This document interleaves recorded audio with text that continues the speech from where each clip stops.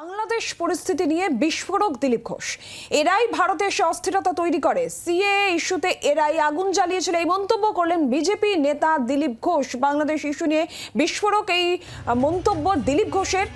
এরাই ভারতে এসে অস্থিরতা তৈরি করে, সিএএ ইস্যুতে এরাই আগুন জ্বালিয়েছিল, এই মন্তব্য করেছেন বিজেপি নেতা। কি বলেছেন দিলীপ ঘোষ এই প্রসঙ্গে শুনবো।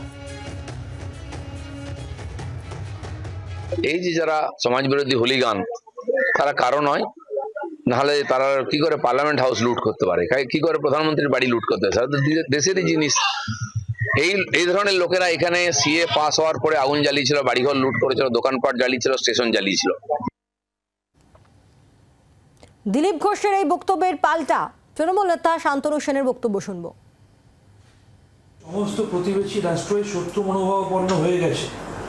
সেই জায়গায় বন্ধু রাষ্ট্র বাংলাদেশে যখন এই ধরনের চরম অরাজকতা, বিশৃঙ্খলা, অশান্তি চলছে, তখন যেখানে আমাদের সকলের শান্ত এবং সংযত থাকা উচিত এবং দেশের নিরাপত্তা এবং সার্বভৌমত্ব, অখণ্ডতা এবং ধর্মনিরপেক্ষতা বজায় রাখার চেষ্টা করা উচিত, সেই সময়েও ধর্মীয় মেরুকরণের সস্তার সংকীর্ণ রাজনীতি করার জন্য বিজেপির নেতারা মাঠে নেমে পড়েছে।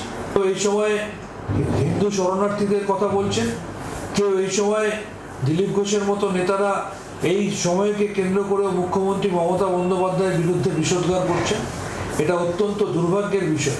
কিভাবে বাংলাদেশে হিন্দুদের মন্দিরকে মুসলমান ভাই বোনেরা বুক দিয়ে আগলে রেখে রক্ষা করছে, এই সাম্প্রদায়িক সম্প্রীতির বার্তাটা তুলে না ধরে বিজেপি যে সংকীর্ণ ধর্মীয় মেরুকরণের রাজনীতি করছে এই রকম একটা সেনসিটিভ মুহূর্তে, এটা অত্যন্ত দুর্ভাগ্যের এবং এটা অত্যন্ত নিন্দার।